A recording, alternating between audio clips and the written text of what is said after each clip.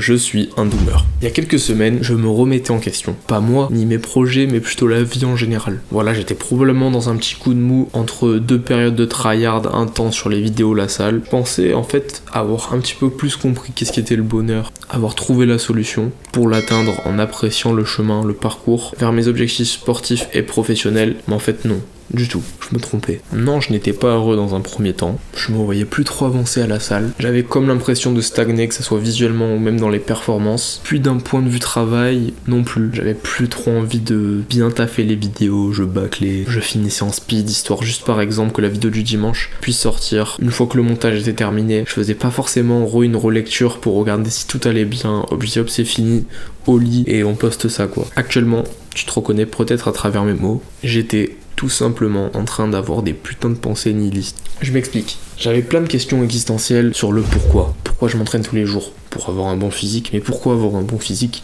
Un bon physique, ça rend heureux. Pourquoi je fais une vidéo par semaine? Pour réussir mon objectif d'avoir 10 000 abonnés. Mais pourquoi avoir 10 000 abonnés, ça sert à quoi? Enfin bref, vous avez compris. Je peux faire ça très très longtemps sur plein d'exemples. Là, j'ai pris vraiment dans mon cas, mais vous pouvez vraiment arriver à comprendre ce que je veux dire dans votre situation, dans votre vie. Là, je l'ai dit d'un point de vue professionnel sportif, mais le nihilisme, c'est vraiment, de toute façon, dans tous les cas, pourquoi? Dans tous les cas, on meurt. Et en général, tu raisonnes beaucoup sur plein de choses de la vie comme ça. Tout ça, c'est le fond même du nihilisme, qui suggère que rien n'a de valeur, rien n'a d'importance. En l'occurrence, on était sur du nihilisme existentiel, c'est-à-dire du pourquoi je fais et à quoi bon. Il y a aussi d'autres formes de nihilisme basées sur le rien, comme par exemple le nihilisme éthique, qui nie l'existence d'une base objective pour les valeurs morales, c'est-à-dire que toutes les notions du bien ou du mal sont subjectives et vraiment arbitraires. Ou encore le nihilisme métaphysique, qui lui va nier la réalité de l'existence objective, ou la possibilité de connaître la vérité sur le monde. Maintenant que tu sais tout ça, tu te rends compte que t'es un petit peu dans un trou. En tout cas, c'est ce que je ressentais. En fait, t'es en plein milieu entre ta période productive et ta remise en question. Maintenant, là, tu vois, t'as envie d'en sortir, t'es conscient de tout ça. Et maintenant que t'as envie d'en sortir, il faut que tu arrives à reformuler ces questions existentielles, utiliser le peu de motivation qui te reste à accepter et faire mieux. Si mes vidéos actuelles ne fonctionnent pas vraiment, du moins pas comme je l'aimerais et que j'aimerais avancer, bah faut que je fasse mieux. Si mon physique ne progresse plus, bah faut que je fasse mieux, que je fasse plus d'efforts, je m'entraîne plus dur. Dit comme ça semble facile, mais en réalité c'est parce que c'est facile et je vais t'expliquer en quelques points comment y remédier.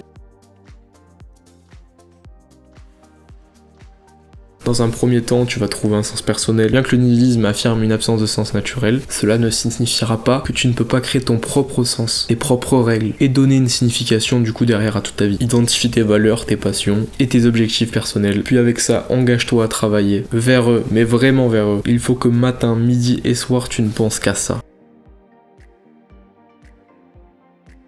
Second point, qui est vraiment l'encontre du nihilisme, cultive ta gratitude. Ça, franchement, dans le développement personnel en France, il y a déjà beaucoup trop de gens qui en ont parlé, du coup je vais pas trop m'étaler sur le sujet, mais il faut vraiment que tu arrives à te focus sur les aspects positifs de ta vie. Prends le temps de réfléchir sur ce pourquoi tu es reconnaissant. Du coup, pratique cette gratitude, ça peut aider à changer la perspective et apporter une plus grande appréciation pour les petites joies de la vie. Du coup, par exemple, ce matin, je me suis levé et j'ai ressenti de la gratitude. Tu vois, là, je suis actuellement sèche. Et du coup, j'ai ressenti de la gratitude envers la tranche de pain de mie. Là, tu peux dire, wesh, il est con, c'est ridicule. Qu'est-ce qu'il me dit? Du coup, parfois, à cause du déficit, j'ai faim. Et là, du coup, j'ai ressenti de la gratitude envers la tranche de pain de mie. Je préfère me dire, yes, c'est trop cool. J'ai une tranche de pain de mie et genre, je suis content de la manger le matin. Alors que, bah voilà, il y a certaines personnes qui ont pas de pain le matin au petit déjeuner. Du coup, bah, j'ai le droit de ressentir de la gratitude et c'est justifié. Et même si, peu importe si tout le monde en est ou n'en est pas, j'avais juste envie de ressentir de la gratitude à ce moment-là vers ça parce que c'était quelque chose qui m'apporte un truc cool à l'instant présent. Comme là par exemple la caméra que j'utilise pour Rec, bah je suis content de l'avoir parce c'est cool, tu vois, la qualité elle est carrée. Ou encore ce micro. Tu peux ressentir plein de gratitude sur plein de choses à longueur de tes journées. Mais que ça soit vraiment des trucs cons, tu vois, genre juste tu marches et t'apprécies le moment et du coup bah tu ressens de la gratitude envers le chant des oiseaux par exemple. Après là vas-y, l'exemple il est gaze. On me prend toujours l'exemple du petit enfant qui a pas à manger, du coup là j'ai pris la tranche de pain de mie. C'est pas forcément le bon exemple. Du coup là maintenant je veux que tu concentres, que tu ressentes une gratitude. Je sais pas si t'as déjà pratiqué ça. Là maintenant tu ressens une gratitude envers quelque chose. Genre là, hop, gratitude envers le canapé. Confortable. Et faut que tu te forces aussi à sourire en pensant à ça en même temps, ça aide en vrai sur le fait de ressentir une gratitude.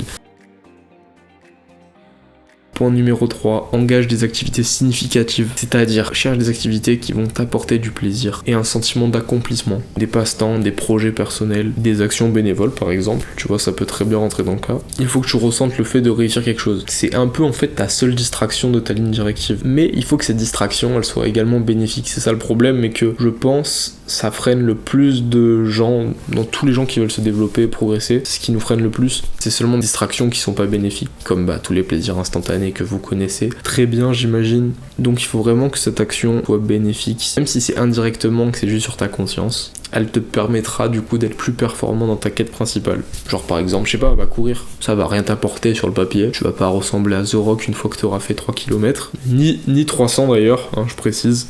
Donc à part avoir fait une activité physique, une fois que tu auras terminé, que tu auras accompli ça, tu seras content. Lis un livre et termine-le surtout. Tu seras content. Tu seras allé au bout de quelque chose qui t'aura pas nui, et au contraire, au pire, t'auras rien appris parce que tu savais déjà tout. Voilà, c'est au pire. Genre tu vas courir, au pire, vas-y tu te blesses, c'est peut-être pas le bon exemple, mais au pire en fait, tu risqueras rien dans tous les cas, genre ça va pas forcément t'apporter du bien sur le moment. Surtout le après en fait, quand tu auras terminé ta course. Ou même un truc bête, genre fais des bonnes actions, tu vois, la dernière fois je suis allé aider un collègue à déménager. À la base, je voulais vraiment décliner, j'avais vraiment pas du tout envie d'y aller, et trouver une excuse. Et au final, vu que je l'ai aidé et que ça lui a fait plaisir, j'étais content. Parce que ça m'a fait plaisir de me dire que vas-y, punaise, grâce à moi, sa journée elle est plus cool. Si malgré ça, le nihilisme a un impact significatif sur ton bien-être mental, appliquez tout ce que je viens de dire et tu sortiras de cette passe tôt ou tard. En tout cas, j'espère que j'ai pu t'aider à travers mon expérience. Si t'aimes bien ce genre de vidéo, les gars, n'hésite pas à mettre un petit pouce bleu. Je sais que ça change encore une fois de ce qu'on fait habituellement. Tu quitteras cette vidéo, t'auras appris quelque chose justement et que ça t'aura servi. Maintenant, tu te sentiras plus renseigné sur le sujet et plus motivé. Donc n'hésite pas surtout à me faire un retour en commentaire de qu'est-ce que t'en as pensé, ce que t'en as ressenti. Et si ça a pu t'aider, le petit like, la petite cloche pour rien rater. Allez, bisous!